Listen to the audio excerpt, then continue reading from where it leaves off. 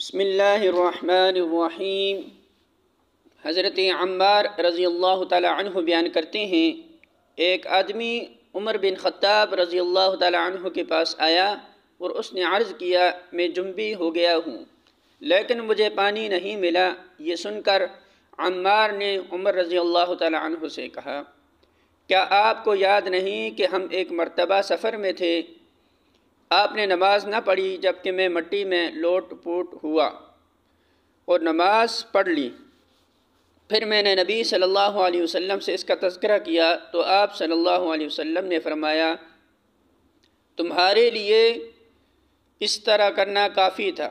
چنانچہ نبی صلی اللہ علیہ وسلم نے اپنے ہاتھ زمین پر مارے اور ان میں پھونک ماری، پھر ان سے اپنے چہرے اور ہاتھوں پر مسح کیا۔